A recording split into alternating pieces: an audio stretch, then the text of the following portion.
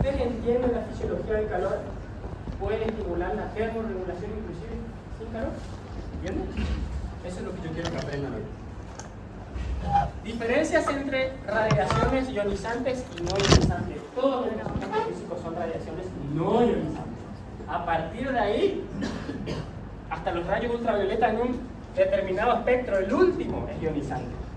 Pero después, los rayos X y gamma sí son sumamente ionizantes. ¿Qué significa que es ionizante? ¿Alguien vio la serie Chernobyl o la serie nueva que pasó de Fukushima? ¿Qué hacen las radiaciones ionizantes de los rayos gamma? ¿Cómo? Más allá que lo destruyen, antes de destruir, ¿qué hacen? Modifican el ADN, sí. Entonces, dejen de tenerle miedo a la onda corta, que fíjense dónde está. ¿Sí? No le tengan miedo a la onda corta no le va a cambiar nada a nadie. ¿Sí? Hay situaciones en las que pueden evitar poner, ¿sí? Como por ejemplo, yo cuando vayan al consultorio no siempre les nombro, pero por ahí yo utilizo la onda corta como para regularizar ciclos menstruales, ¿sí? Pero eso es algo muy extra de lo que vamos a ver ahora.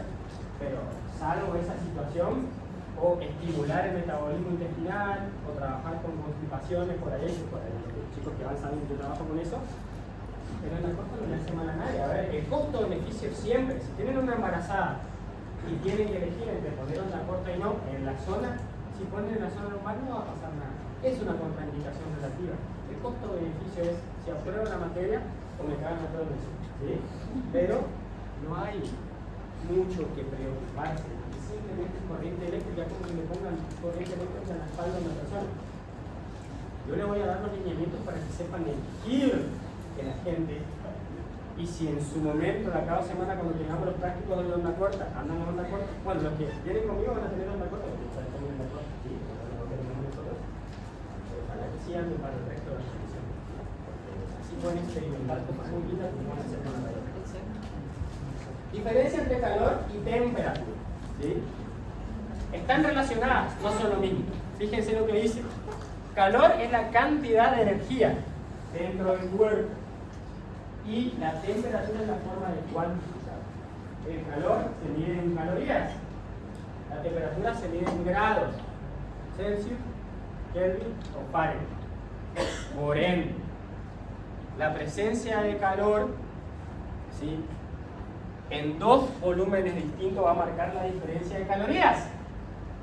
O sea, perdón, de temperatura. Pueden estar...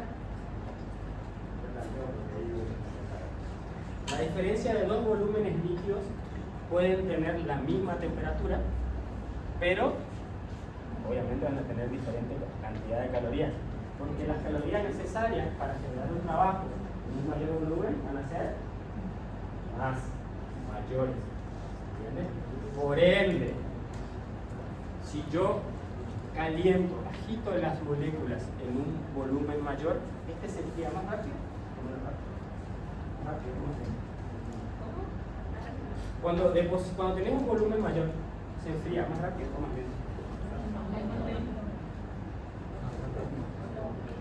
Lo dejo para mañana lo sé.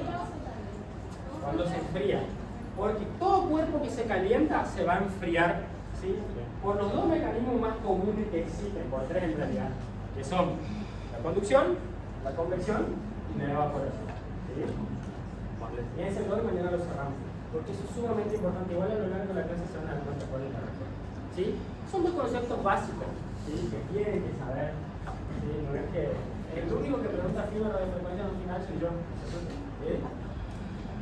Formas de transmitir o producir calor. Ahí está el problema. Hoy en día, ya Tim Watson lo unificó el concepto. Forma de producir calor es voy a enchufar un aparato y haga lo que sea adentro que produce una energía, ¿sí?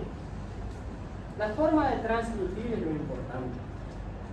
Conducción, convección, radiación y evaporación. Y la conversión energética, yo les dejé, fíjense, apartado, porque básicamente hoy dicen los autores, no es para que se confundan, pero les comento, ¿no?, que esto es lo mismo que conducción o convección. Porque, a ver, nosotros aplicamos energía en el cuerpo y se va a transformar sí o sí. ¿Se acuerdan que alguna vez vimos las leyes de la termodinámica? ¿Qué se hablaba en la tercera ley o la primera era con respecto a la energía? La energía no se pierde, simplemente se evapora. Entonces, acá va otro tip para que no se confundan con los aparatos de termoterapia. No importa el aparato, son formas diferentes de hacer lo mismo. Todos los aparatos producen exactamente lo mismo. Ahora, la forma de aplicación les va a dar la posibilidad de llegar más profundo o más superficial. Pero el calor es el mismo. No hay clasificación de diferentes tipos de calor, ¿sí? Salvo la sensación, que puede ser más fuerte, más espacio, sí, ahora vamos a ver los síntomas. Pero es importante que lo entiendan. ¿Cuál es? Y ahí dice, el ejemplo más claro, la convección sanguínea, ¿sí?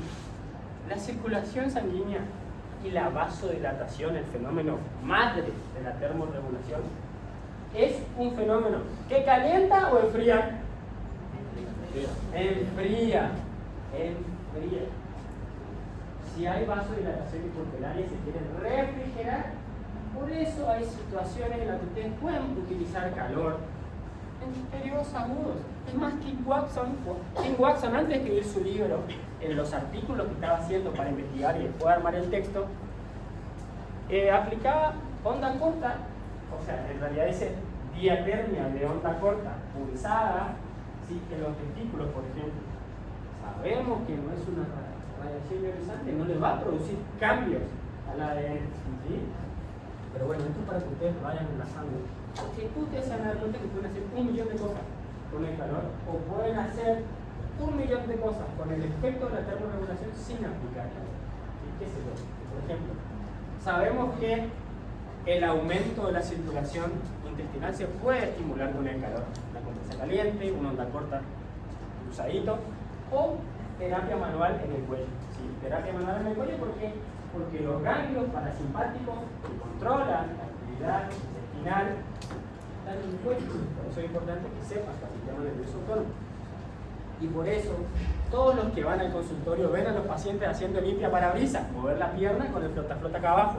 ¿Por qué? Porque ahí estoy bombeando los ganglios simpáticos. Los ganglios autónomos. La conducción y la convección son los dos mecanismos por el cual se transmite calor adentro del organismo. Adentro del organismo. En el exterior se le suma ¿quién? La radiación, la radiación solar, si no, no vivimos. La evaporación es un mecanismo de transmisión de calor de adentro hacia. ¿Sí? Es un mecanismo de pérdida de calor. Perdemos calor a través de la evaporación, a través del sudor. Y ahí podemos hablar 1000 variantes. ¿Por qué? Porque la constante de evaporación del sudor depende mucho de la constante de humedad del ambiente. Básicamente, si el ambiente es más húmedo, evaporamos menos. Por eso, cuando hay mucha humedad, nos recargamos calor. ¿Entiendes? Porque no podemos evaporar, ese calor se almacena alrededor de la piel y genera un efecto térmico externo. ¿Vamos hasta ahí?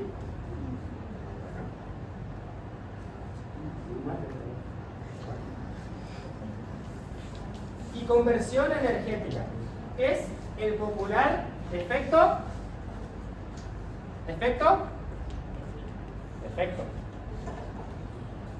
conversión energética. ¿Por qué efecto convertimos energía eléctrica en calor? ¿Efecto? Luz. Pregunta de examen. ¿Por mediante qué mecanismo se produce calor con las radiofrecuencias? Efecto Joule, el mecanismo de producción. Vamos a ver. Mecanismo acción. Equilibrio térmico corporal. Acá vamos a parar 10 minutos y si la clase tiene que rondar en esta filmina nos quedamos acá. Nosotros tenemos una temperatura central y una temperatura periférica. La temperatura central jamás puede variar más de menos 2 grados. ¿Sí? Ese va a borrar. ¿Sí? más o menos 2 grados de variación en el núcleo ya genera para arriba hipertermia, para abajo hipotermia. Fíjense, y se acuerdan la clasificación del aumento de la temperatura corporal en fisiología, que decía hipertermia, leve, moderada, fiebre, ¿se acuerdan? En cambio, fíjense el rango que tenemos para el frío, es hipotermia, casi siempre 2 grados menos hipotermia. Cualquier persona, cualquier proteína, cualquier enzima a los 35 grados ya casi no funciona, ¿sí? Casi que no funciona. Fíjense los efectos del frío. Que si ustedes quieren dar una clase de crioterapia, te doy, no hay problema. No está en el programa de Fisio 2, en teoría se le tuvieron que dar a Fisio 1. Pero bueno, si no está, le damos. No preparado la clase de crioterapia por la duda que falta un profe. ¿Sí? Y después, las variaciones en reposo y en ambiente neutro, como no es nuestro caso casi nunca, pueden ir acá. ¿Vieron que cuando se toma la temperatura está 36.1, 36.3, 36.6 y sigue siendo normal? ¿Se acuerdan de eso o no? Bien. ¿Cuál es el kit de la cuestión acá? Fíjense, la temperatura central básicamente es todo la caja donde se encuentran los órganos, ¿sí? Fíjate cómo está marcado ahí. Eso siempre tiene que estar a 37 grados, no importa que se te esté engangrenando la pierna, ¿sí? Que te estés muriendo del frío. Fíjense que en un ambiente frío, las temperaturas de los diferentes segmentos van variando. Aún así, si el ambiente es frío, fíjense cómo la temperatura de las articulaciones, porque no es casualidad que solo marquen la articulación, se mantiene a una determinada temperatura constante. Si queremos empezar a estudiar y ver más profundo la temperatura específica de cada lugar, les explico. Le voy a dar el ejemplo de la rodilla. La rodilla más o menos se ubica en una temperatura de 34 grados, 33 a 35 si quieren. Si la temperatura está a 35 grados, estamos muertos. La temperatura central. Pero en la periférica de la rodilla, o sea, la temperatura de la rodilla siempre está a 34 grados porque por encima de los 35 a los 36 grados se empieza a poner loca una enzima que se llama colagenasa, ¿sí? Y por encima de los 35 grados, que todavía no alcanza la temperatura normal del núcleo, ya empieza a actuar la colagenasa. Por eso, las artritis reactivas, las artritis sépticas, que son rodillas calientes, te destruyen la articulación. ¿Se entiende? ¿Sí? Porque están a una temperatura por encima de la normalidad de la articulación. ¿Sí? Eso, cuando hablan de reumatología y demás, lo van a ver específico. El kit de la cuestión acá es que entre 36 grados a casi 38, el núcleo siempre tiene que estar constante.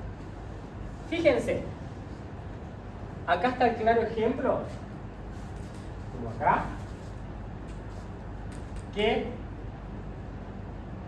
la vasodilatación es un proceso refrigerante. Cuanto más calor hace, más sonrojamos, más transpiramos, ¿sí? Más vasodilatamos. Variable a tener en cuenta, ¿sí? Cuando ustedes tienen un paciente en invierno, como un invierno que haga frío, y le quieren poner, por ejemplo, calor en la rodilla, ustedes se preocupan porque el paciente sienta ya el calor. Prenden el aparato y tienen que sentir ya el calor, porque si no empiezan a pegar o ya no anda el aparato. ¿Sí? La termorregulación, fíjense, viene de adentro hacia afuera.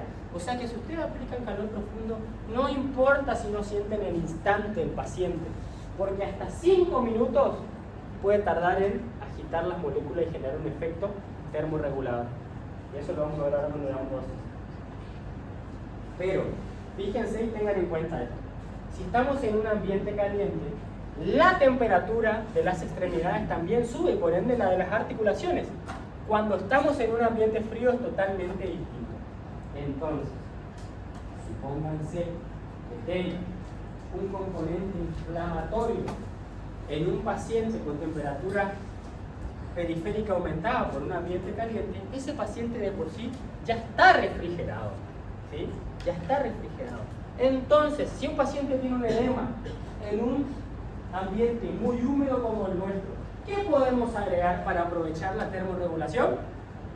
Ya se me lo enseñó la profe Lore.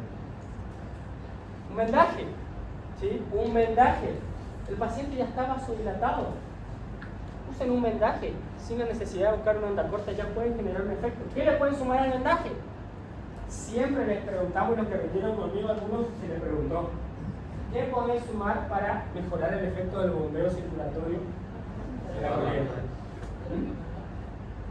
Sin terapia manual. Con la elevación, la compresión y el movimiento. ¿Sí? Y el movimiento. Fíjense que si un paciente viene ahora, por ejemplo, 50 grados a la sombra, con un edema de rodilla. Si el ambiente está muy húmedo, saben que el edema siempre va a ser mayor o más difícil de absorber. Porque está todo bien. Los estudios científicos no relacionan, ¿sí?, los cambios de clima con el dolor, por ejemplo. Pero ¿quién no escuchó un viejo, un abuelo, un pariente que cuando hay humedad le duele la articulación? ¿Sí? Porque es mucho más difícil drenar el líquido, evaporar el agua, entonces se siente la presión atmosférica sobre los líquidos. ¿Sí? Principio de ley de Laplace, presión externa genera presión sobre los líquidos. ¿Se le enseñó o no? La ley de Laplace. No, sí o sí, porque está en la película. Pero bueno, si no, lo vemos más adelante. ¿Entienden que la temperatura interna tiene que estar siempre constante y que la periférica depende de muchas cuestiones que puede variar? Ténganlo en cuenta para sus pacientes. ¿Entienden o no eso? Si no entienden, explico de vuelta. La temperatura del núcleo siempre va a ser la misma. Y si ustedes van a utilizar radiofrecuencias, el calor se va a producir de adentro hacia afuera. Entonces, le va a pasar lo que pasa siempre. Un paciente que viene ya con la temperatura interna aumentada, le ponen onda corta y te dice, no siento el calor, lo siento, no anda, ponele más fuerte. Pero en realidad lo que importa es el efecto fisiológico, no la percepción. Los termorreceptores que producen la percepción consciente del calor están superficiales. Por ende, si vos aumentás el calor de adentro hacia afuera y no se siente afuera, no importa, porque adentro se está produciendo el efecto. En cambio, si el paciente siente livianito afuera, es porque adentro se está incendiando. ¿Se entiende? ¿Entienden o no? Principio fundamental de la aplicación de calor profundo. Porque ¿qué pasa? Siempre que salimos al campo de acción, queremos que el paciente sienta ya calor. Encima que queremos que sienta rápido, no queremos que se queme. El calor va a poner en juego un sistema o un mecanismo de defensa que se llama termorregulación. Si el calor es más fuerte, la termorregulación es más rápida. Si el calor es suave, la termorregulación es más lenta. Y por ende, si el calor es suave, podemos detenernos en uno de los pasos que son los más beneficiosos, que son la vasodilatación. ¿Se entiende? ¿O no? Por favor, entiendan. ¿Sí? Otra cosa, acá viene lo interesante. El ritmo circadiano de la temperatura central. Antes, cuando yo estudiaba hace unos años, ¿sí?, se decía que existía algo que se llamaba síndrome metabólico. Hoy en día se le ha cambiado el nombre, se llama síndrome circadiano. Es importante tener lo más normalizado posible el ciclo sueño-vigilia. A donde se altera esto, fíjense, la temperatura llega a su máximo pico a la hora del máximo trabajo de otras hormonas como la melatonina. ¿Sí? Fíjense, 6 de la tarde llega a su pico máximo la temperatura central. O sea, esto significa que estamos con él cerca de los 38 grados. O no, 37 y al límite. No es que estamos con fiebre. Fíjate, cuando uno está en un horario diurno, ¿sí?, en el límite de la diurnidad, por ende, ¿qué pasa? Si yo tengo alterado el sueño-vigilia, mis células ya no entienden nada del reloj biológico y mantienen la temperatura alta. ¿Por qué? Si trabajo de noche, y ya confundía las células con esto y pienso que esto es esto, ¿sí? Esto se corre, se mantiene alto todo el tiempo y por ende a temperaturas altas las tasas metabólicas aumentan, la actividad celular aumenta. ¿Y qué pasa? Entre otras cosas, las células están tan activas que algo tienen que atacar, el sistema inmunitario algo tiene que atacar y empieza a generar anticuerpos contra las articulaciones, contra el tejido torácico, ¿sí? Contra tus propias células, porque hay que gastar esa energía. Y por ende se pueden generar enfermedades autoinmunes, por ejemplo, ¿sí? Los alimentos, el ejercicio y el ciclo menstrual varían la temperatura interna, ¿sí? Momentáneamente o temporalmente. Pero la alteración del sueño-vigilia, la exposición lumínica constante, ¿sí? Eso de estar con las pantallas a la noche y demás, altera esto. Tasa metabólica alta. A temperatura alta, las células trabajan más rápido y por ende puede producir o predisponerte a largo plazo a enfermedades. ¿Quiénes son las personas, ya hablamos del dolor, que tienen el ritmo circadiano alterado? Los estudiantes de la universidad. Sí, pero las personas con dolor crónico o las personas con algún tipo de trastorno, ansiedad, insomnio, fíjense que todo te lleva a lo mismo. Si vos tenés alterado el ritmo circadiano, las células no tienen un reloj. En teoría las células comienzan a trabajar a las 6 de la mañana y llegan a su pico a las 6 de la tarde y se apagan regularmente. Por eso, el ritmo celular. El circadiano significa que trabaja en relación a qué? Al sol. ¿Entienden? Fíjense los profesionales de la salud que trabajan haciendo guardias, que son R1, R2, R3. Ustedes se van a dar cuenta. ¿Alguien tiene amigos residentes que empezaron pulcros el primer año y terminaron la residencia por ver que los pacientes también? Bueno, pasa eso, se altera el ritmo circadiano, ¿sí? Y lamentablemente nadie te habla de esto, es una enfermedad silenciosa, porque cuando te diste cuenta que tenés el diagnóstico de lupus, ¿sí? Artritis reumatoide, psoriasis, de lo que sea, tengan en cuenta esto, ¿por qué? Porque esto tienen que preguntar en su historia clínica, ¿sí? Cómo funciona su ritmo circadiano. Porque si la persona tiene alteración del ritmo circadiano y tiene un dolor poliarticular, por ejemplo, que no van a hacer más que en terapia normal y componer un narcoso rato de la reproducción, ¿entiendes? Tengan en cuenta la fisiología así porque van a hablar con paciente. ¿Se entendió eso? ¿O no? Sí. Acá está, fíjense. Sistema nervioso autónomo, parasimpático y simpático. Acuérdense que el parasimpático y el simpático pueden activar e inhibir ciertas funciones en base a la necesidad. Pero el simpático básicamente estaba en el estado de alerta, el parasimpático en el estado de no tan alerta, ¿sí? O relajación si quieren. Fíjense, esto es lo que les decía, fíjense acá. Los ganglios parasimpáticos cervicales contraen las pupilas, estimulan la salivación, ¿sí? ¿Qué sé yo? ¿Qué otra tenemos? Estimula la actividad intestinal. Entonces, por ejemplo, un paciente con trastorno de deglución, yo no hago el trastorno de deglución es la especialidad del laboratorio, ¿no? Pero qué sé yo, ustedes van a salir del campo de acción terminando el quinto año, recibiéndose y van a tener, qué sé yo, un paciente con ACV a domicilio. Entonces, si ustedes movilizan las cervicales, le dicen que el paciente tiene problema para tragar, tiene disfagia, movilizan las cervicales y van a estimular el ganglio correspondiente a y pueden mejorar la producción de saliva para que mejore su deglución. Es un ejemplo, ¿sí? O qué sé yo, paciente con neuropatía diabética, ¿sí? Paciente con neuropatía diabética o ¿cómo se llama? Con arteriopatía diabética, ¿sí? Con enfermedad arterial. Entonces, ¿qué hago? Estimulo la actividad simpática. Fíjense acá. ¿Ustedes alguna vez escucharon el eje intestino-cerebro? Bueno, fíjense que el intestino en un estado basal es el que mayor cantidad de sangre se lleva, ¿sí? En funcionamiento. Ustedes trabajan, estimulan los ganglios lumbares para inhibir la actividad intestinal y van a llevar esa sangre a la periferia. Por eso, los que van a mi consultorio, ese yo le hago con el flota-flota, mover las lumbares, ¿entiendes?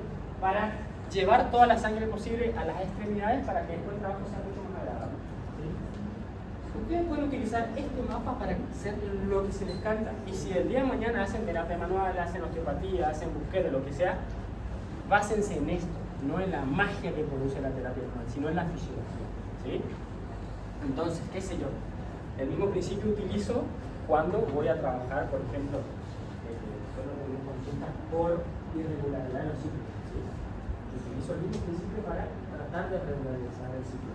Obviamente no es magia, tengo que hacer una historia clínica para ver si mi terapia tiene alcance. Entonces, el sistema autónomo, ¿cómo se relaciona con el sistema termorregulador? A través de sus receptores. Fíjense que los receptores, cuando nosotros estudiamos histología, teníamos los de Ruffini y los de Krauss. Más allá de ese concepto que ya tenemos incorporado en lo profundo de nuestro cerebro, tienen que entender también que hay receptores polimodales. Como le expliqué en dolor, hay receptores que pueden atraer cualquier tipo de estímulo. ¿Sí? Ante la demanda, se activan para mandar más información a ti. Fíjense que los receptores polimodales son filas nerviosas A beta, A delta y C. Acá ya les doy una pista. ¿Por qué vía hace analgesia al calor? Por todas. ¿Sí? Pregunta examen. Los profundos, y acá hay algo importante. Abdomen, cerebro, músculos grandes, grandes vasos. Columna, región preóptica, o sea, estamos hablando a nivel cerebral, y el hipotálamo, que es el centro regulador. Madre o padre, rey o rey. ¿Por qué les hablo de esto? Fíjense los termorreguladores profundos, ¿dónde se encuentran en relación al mapa de la termorregulación? Están relacionados con la temperatura central del núcleo. Por ende, si ustedes estimulan con calor, por ejemplo, en el abdomen, activan la termorregulación central y por ende el efecto del calor va a ser más global. Entonces, ¿qué pasa? Tengo un paciente con un esguince de tobillo agudísimo, así, grandote. Le vendo, pongo calor, compresa caliente inclusive, o la lámpara. Pongan la lámpara a nivel de la columna, o pongan una compresa caliente en la columna y acá en el abdomen, estimulan la termorregulación central, dilatan los vasos a nivel periférico y con el vendaje ayudan con esa vasodilatación refleja a llevar el líquido para adentro. ¿Se entiende? Si no tienen calor o no quieren poner una compresa caliente, muevan. Nosotros vamos a tener un taller de terapia manual en columna en septiembre. ¿Sí? Les voy a enseñar a mover los ganglios con una movilización vertebral. Entonces, estimulan el sistema nervioso autónomo para que su terapia sea mucho más asimilable por el sistema del paciente. ¿Se entiende? Es mucha información, yo sé, pero simplemente fisiología pasa que nosotros llevamos rato con la fisiología ya aprendiendo bien. ¿Sí? Pasa todo. Así como yo le digo que la anatomía no la veo ni cuadrada, sé que nunca la hora de mi parte preguntar la anatomía. La fisio algo me acuerdo porque la aplico todos los días, ¿sí? Entonces, ¿cómo respondemos ante las variaciones de temperatura? Crioterapia afuera por ahora, ¿sí? Esta es la imagen del libro de Watson, que la verdad tiene un escaneo horrible, pero para que les quede la filmina. Pero vamos a hablar de este gráfico. Este es el sistema termorregulador reflejo del mamífero. ¿Qué sistema termorregulador o qué sistema termodinámico se le agregaba a los mamíferos, ¿sí? No humanos, sobre todo los mamíferos que hibernan, ¿sí? Al sistema termorregulador? ¿Cuál? Que lo estudiamos, que nosotros decíamos. ¿Se acuerdan la diferencia entre los adipocitos de grasa parda, ¿sí? Con los de grasa blanca? ¿Sí? Bueno. ¿Qué pasa? Cuando come el mamífero que inverna, almacena energía en sus adipocitos de grasa parda y cuando duerme, puede dormir meses porque la energía acumulada en esos adipocitos se empieza a quemar. Lo mantiene alimentado y con sus funciones enzimáticas constantes mientras el tipo duerme. ¿Entienden eso? Eso no es un mecanismo que está en el humano, algo que evolucionemos alguna vez, pero los echamos corriente y condiciones nunca van a evolucionar, ni lo de hormonas, nada. ¿Sí? Vamos a los cambios térmicos ambientales, porque son los que más van a condicionar. Cuando nosotros ponemos una onda corta a una lámpara, generalmente, una onda corta no, pero la lámpara sí va a hacer un cambio ambiental, por ejemplo. Aumenta la temperatura periférica, ¿sí? Aumenta la temperatura periférica. Puede aumentar tanto que puede sacudir el sistema. ¿Por qué? Porque los termorreceptores superficiales y los profundos de forma secundaria, si es ambiental, van a llevar información al hipotálamo. El hipotálamo, que tiene una red vascular sumamente importante, y por eso el sistema hipotalámico hipoficiario, ¿sí?, tiene un sistema de irrigación tan exquisito que es lo que se fundamenta la aplicación científica de la meditación o el mindfulness, ¿sí? Tratar de conectar la respiración con el bombeo circulatorio de esas glándulas para llevar a otros niveles algunas cuestiones que están muy interesantes, ¿sí? Si alguna vez leyeron sobre mindfulness, es una locura de verdad. Yo tengo la historia clínica de la paciente que ella refiere que con meditación disminuyó el tumor de una hipófisis, ¿sí? Con la meditación. A ver, hay que llegar a esos niveles de meditación para mejorar la circulación hipoficial, ¿sí? Pero se puede, está comprobado científicamente, lo estamos hablando de ahora, ¿sí? Entonces, una vez que la temperatura llega al núcleo, al hipotálamo, aumenta la temperatura del núcleo y por ende llega al hipotálamo, se ponen en juego los mecanismos que van a hacer perder calor para evitar que el núcleo se incendie. Este es del oso, por ejemplo. Pero tenemos el efecto madre que dijimos que era la vasodilatación, ¿sí? Está de la mano, obviamente, con el funcionamiento cardíaco. Vasodilatación, aumento de la recarga y el músculo esquelético, ¿sí? Que, ¿se acuerdan cómo se llama el efecto que hace o la respuesta que tiene el músculo cuando hace frío? ¿Se acuerdan la palabra cómo era? ¿Escucharon alguna vez el concepto de tiritona? ¿No? ¿O no? ¿Alguien lo escuchó? La tiritona es el temblor que te da cuando tenés frío, porque lo que estás haciendo es producir calor. ¿Sí? ¿Producir calor? Si después de este círculo la temperatura se regula, está todo bien. Afuera puedes cagarte, pero adentro va a tender de un extendido a que esté a 37 grados. ¿Vamos hasta ahí? ¿O no? ¿Se entendió eso? Lo primero es la vasodilatación, ¿sí? Y con la vasodilatación van de la mano, ¿sí?, la convección sanguínea y la evaporación, ¿sí? Siempre que hay vasodilatación, hay sudor, ¿sí? Casi siempre. ¿Sí? Algo que sea frío, no te vaya a medir, ¿sí? ¿Se entiende? Muy bien. Y fíjense, esto lo dejamos para otra clase. Si ustedes quieren, una clase presencial de crioterapia, les pido la profe. Si no, nos damos un quinto. Fíjense, el tremor también es un sinónimo de la tiritona. Termogénesis es la transformación de la grasa parda en energía, eso no es del humano. Vasoconstricción. Ahí está el límite de la respuesta al frío, para otra clase. Y fíjense la respuesta para el calor. Vasodilatación, ¿sí? Primero la pasiva y la neurógena, que ahí viene, ya se lo explico. Y la sudoración. Y después, de ahí para adelante, si no compensan estos mecanismos, viene la desnaturalización de las proteínas. Si se desnaturaliza el colágeno, por ejemplo, de la dermis, se te hace una mujer así, se llama quemadura. ¿Entiendes? ¿Cómo vamos y cómo vamos de tiempo? No, no hay. Pensé que bueno, vamos a ver.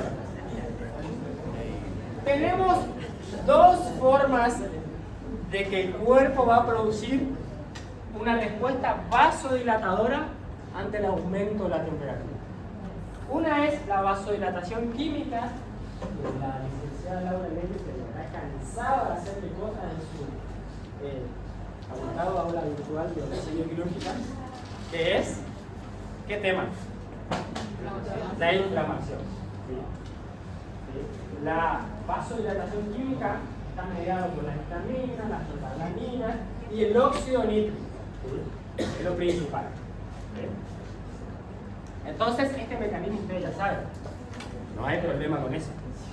Es una vasodilatación local. Pongamos en contexto, porque ahí tendría que haber un título, ante una lesión. ¿Sí? Este es un gráfico de la señora tal. No, de la señora que escribió el libro. La de Fisio. La Cameron, ¿sí? Este es un gráfico de ella. Es un gráfico de la Cameron. Fíjense. Vamos a los dos mecanismos. Se inflama la zona. Sí, las reacciones químicas producen calor. Entonces, va a haber, ese calor va a ser sensado por los termorreguladores, ¿sí? Cutáneos. Se produce de forma pasiva y refleja la vasodilatación, ¿sí? Que va acompañado de la hiperalgesia primaria en una lesión. Te lastimas, se hincha, ¿sí? Tenemos la mediación química y la mediación refleja, vasodilatación. Pero a su vez hay una vasodilatación neurógena, ¿sí?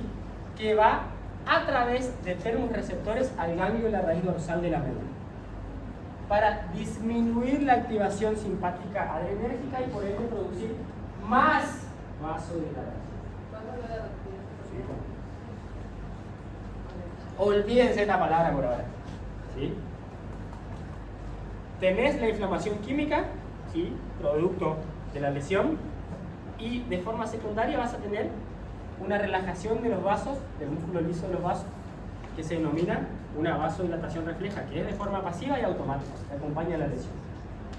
Pero a su vez, ese aumento de la temperatura local se va por unos nervios a la raíz dorsal de la médula. Para producir una vasodilatación más generalizada, a lo largo, sobre todo, de los vasos superficiales de los miembros. ¿Sí? Los vasos superficiales de los miembros son las venas de gran calibre, ¿sí? Sobre todo en el miembro inferior. Por ende, el estilosterato. Si ustedes tienen una herida abierta en el miembro inferior, utilicen esta vía. No hace falta que vayan en el origen de la vía, a nivel periférico. Directamente estimulen con calor en las lumbares para vasodilatar los vasos, valga la redundancia, de los miembros inferiores y por ende aumentar el aporte de oxígeno en la herida. Esto es válido para los diabéticos, por ejemplo. ¿Tenés miedo de ponerle calor local al diabético? Ponele calor en las lumbares. Como mecanismo reflejo va a haber una vasodilatación en los miembros y por ende aporte de oxígeno en la herida. Encima que sabemos que el diabético tiene un problema con un problema vascular y nervioso que puede alterar la cicatriz. ¿Entiende? Entonces, básicamente lo que le estoy diciendo es que el calor en el tronco siempre estimula la termorregulación. ¿Sí? No es que yo voy a poner calor en la columna solamente cuando quiero aumentar el aporte de oxígeno en el miembro, no, tranquilamente. Ustedes pueden aplicar calor, que es la única forma de yo casi siempre aplico calor, salvo en una lesión. Igual te pregunto, porque nosotros nos enseñaban infusiones que supuestamente en heridas no podíamos aplicar porque podía generar una hemorragia. ¿Eso es mentira entonces? Claro, a ver. Buen punto. Y ya les dije hoy, la respuesta termorreguladora va a depender de la intensidad del calor. Cuanto más fuerte el calor y cuanto más fuerte y local el calor, más daño. Si ustedes en una herida abierta le ponen más calor, van a reventar la presión osmótica, y la presión del capilar, ¿sí? Pero en cambio, si ustedes aplican un estímulo que genere respuesta a nivel de la temperatura central, la refrigeración corporal va a ser generalizada. No es que se va a ir toda la sangre y va a calentar a nivel local, no. También acá, también acá, también acá, ¿se entiende? Cuanto más lento aumente la temperatura, mejor y más favorable el efecto del calor, ¿se entiende? Ahora, no perdé cuidado, que si vos por ejemplo tenés una lesión aguda, una herida abierta y le pones calor, se quita y eso puede, ¿sí?, dañar los vasos y retardar la curación de la herida porque va a producir edema, fluorosis, ¿se entiende? Está muy bien lo que dice la compañera, solamente que la aplicación del calor va a ser dañina si el aumento de la temperatura de golpe, ¿sí? Por eso, qué sé yo, van a ver, hasta ahora no vio nadie, pero cuando me llega un esguince agudo de tobillo, o Sofi, no sé quién vio a Sofi con la fractura del quinto metatarsiano, el primer día yo le puse onda corta en la planta del pie y acá, un campo de acción grande, por ende la temperatura se aumenta lento, aumento el aporte de oxígeno y el aporte de sangre a la zona lesionada, a la fractura, y utilizo los efectos del calor con efectos muy parecidos a los del magnético, con una falla. La parte del campo magnético de baja frecuencia, utilizar el efecto de la alta frecuencia para curar una fractura o estimular la curación de una fractura, en realidad porque una paciente de 20 años no tiene, salvo que tenga algún problema metabólico, va a curarse solamente. ¿Lo vemos, chicos?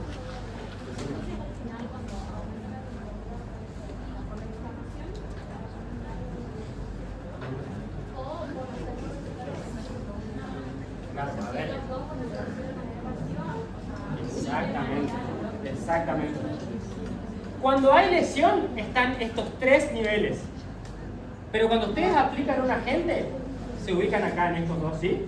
Una vasodilatación refleja y otra neurógena, que va a nivel de la columna. ¿Me entiende? Muy bien. ¿Sí? No hay problema, vaya. Quedan 10 minutos y vamos a hablar justamente de los efectos. Mañana lo vamos a retomar, pero quiero que sepan ya algunas cositas para que ya vayan a utilizar en su práctica. Dígame. La verdad, a mí no me interesa la falta en el teórico, digamos. Si ustedes quieren no estar en el teórico, hagan lo que quieran.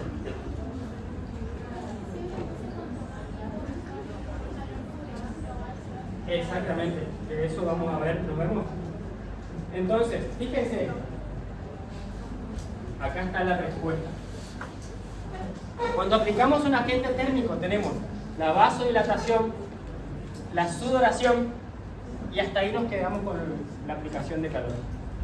Si sigue con sudoración fría significa que la temperatura del núcleo está muy alterada, muy por encima, por eso te está dando frío alrededor. Esto pasa, por ejemplo, cuando se está muriendo el corazón. Por ende, si se muere el corazón, la termorregulación se ve afectada porque nadie te está bombeando sangre. Por ende, el mecanismo simpático reflejo es la sudoración fría, ¿sí? Para refrigerarte, ¿sí? Tratar de que no te mueras, un mecanismo de alarma. Ahora, si continúa y puede quemar, sí, a nivel metabólico, ¿sí? Aumento de la temperatura por encima de los 45 grados, todas las proteínas se desnaturalizan, ¿sí? Por eso, ahí está lo que vos decías, Sof. Nunca vamos a aplicar energía de golpe. Nuestro objetivo es generar una termorregulación progresiva para aprovechar los beneficios del calor. Por ende, no apliquen calor de golpe ni se preocupen porque la sensación del paciente sea rápida. Hasta 5 minutos puede tardar en sentir el calor del paciente, inclusive mucho. ¿Sí? Bueno. Entonces, vamos al concepto de radiofrecuencia. Hasta las 2 del punto nos quedamos y después nos vamos. ¿Sí? Esto es un concepto físico puro, se lo tienen que memorizar. Y fíjense que la frecuencia terapéutica no es lo mismo que la frecuencia física. Sinónimos de radiofrecuencia: diatermia, hipertermia profunda, termoterapia endógena, termoterapia profunda, radiofrecuencia, son todos lo mismo. ¿Qué es lo que van a encontrar más en la bibliografía? Diatermia, sobre todo si es en inglés. ¿Sí? Fíjense que las corrientes de alta frecuencia no generan efectos ni sensitivos ni motores. Generan efectos térmicos, ¿sí? Por efecto Joule, que ya lo estuvimos diciendo de lado. Y acá hay una dicotomía, porque mañana se los voy a dar de vuelta, ¿no? Dicotomía, hay 2 puntos. Aumento del movimiento browniano es el mecanismo de acción de la diatermia a onda corta. ¿Sí? Y el aumento de la temperatura de los conductores por resistencia al paso de la corriente es el mecanismo de la radiofrecuencia resistiva o el TER, que es el cabezal metálico, como un dispersivo, que lo tienen en el sub. ¿Sí? El HIG es una emisión de fotones, ¿sí?, del filamento tungsteno. Es un gas. Es el mismo efecto que produce en onda corta cuando le pones el fluorescente. ¿Sí? ¿Qué pasa? Exactamente. ¿Qué pasa en ese efecto? Libera fotones. ¿Qué hace? ¿Se acuerdan del láser? Carga un electrón de energía y sube a una órbita mayor. Y esa carga constante de energía hace que se forme una nube de electrones alrededor del filamento tungsteno que produce su incandescencia. ¿Sí? Una incandescencia del filamento tungsteno en realidad es la nube de electrones que queda bollando. ¿Entiendes? Son fotones, por eso emiten luz. ¿Se entendió eso? ¿Se resolvió el misterio del HIG? Llegamos a puerta y sabemos qué es todavía. Obviamente me pasó. Imagínate que me pasó el curso, no tengo que estudiar.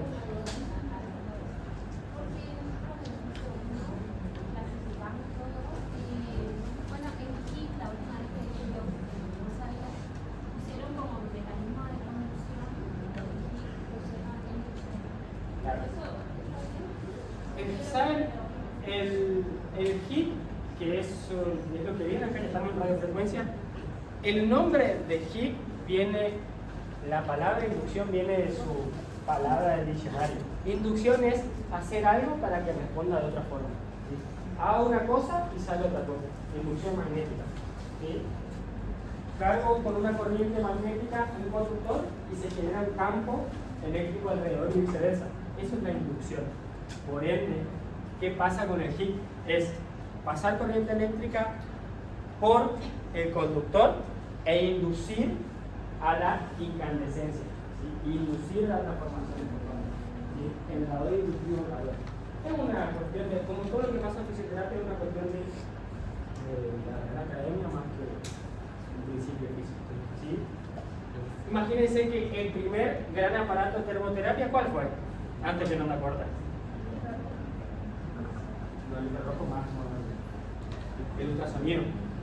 El ultrasonido fue el primer gran aparato de termoterapia profunda, cuando todavía era continuo. No sé si las profes de Química 1 le siguen dando el libro de Cruzen para que lean. Bueno, en el Cruzen hay un capítulo de agentes físicos que habla. Uno de los más interesantes hasta ahora que leí, inclusive mejor que lo de cámara o de lo de vasos, son principios físicos muy interesantes. Entonces, habíamos dicho que el principal mecanismo de transmisión de energía dentro del cuerpo es la conducción y la convección. ¿Sí? Conducción porque somos conductores por naturaleza y convección porque tenemos líquido. ¿Sí? La sangre, los fluidos. Entonces los dos se mezclan. Por ende, a ver, para fusionar los dos, yo pongo onda corta. 27 millones de veces ida y vuelta, eso genera aceleración de las moléculas. Ese aumento de la fricción molecular local produce calor. Y ese calor que se traslada de molécula en molécula produce conducción. ¿Sí? Es simple. Y por ende, como estamos en un fluido circulante, ¿sí?, ese líquido que calienta se renueva con uno frío. Y ahí está la convección. ¿Se entiende? Están los dos puntos dentro del cuerpo. Por ende, van a ver bibliografía que dice que en onda corta produce calor por conducción. No se confundan, está bien. ¿Sí? Es lo mismo, ese mismo efecto es lo mismo que convertir la energía. ¿Sí? Tienen tres cositas interesantes. Eso no se ve. Y acá viene la dosis. Esto vamos a hablar mañana. ¿Sí? Y capaz que a partir de acá quedan 3 minutitos. ¿Sí? Y esto, claro, fíjense, esto ya lo decía Rodríguez Martín. No sé por qué se distorsionó cuando enseñamos fisioterapia. Rodríguez Martín te dice que no importa el agente físico que vos utilices, el aparato que utilices, va a importar la sensación que siente el paciente para dosificar el calor. Por ende, el HIG es religiosamente 2, 3, 5 minutos. No. Si vos utilizás un campo de acción grande, una sensación muy suave, y tenés que tener ganas hasta 15, 10 minutos dándole vuelta a cabezar. Pero bueno, se puede. Lo que mide la dosis con las radiofrecuencias es la sensación subjetiva del paciente. Por ende, si el calor es suave y no genera mecanismos termorreguladores dañinos, vos podés ponerle hasta 1 hora inclusive de calor, no hay problema. Pero, fíjate lo que dice. Mínimo de aplicación 5 minutos y un máximo de 30 minutos. Una vez que ustedes llegan a los 30 minutos, los efectos se aplanan. Si la termorregulación es normal y lenta. Porque si es de golpe, no se aplana el efecto y destruye las proteínas. ¿Sí? Disminuye la actividad enzimática. Sí. ¿Nos quemamos? ¿Sí? Desnaturalización de proteínas es sinónimo de quemadura. ¿Se entiende? ¿Estamos hasta ahí? Sí. Bueno, y a partir de acá vamos a mañana. Pero, sí, vamos a dejar para mañana. ¿Se entendió? Es fisiología, pero ya le van a mirar de forma. Ahora van a querer que ande con la cosa.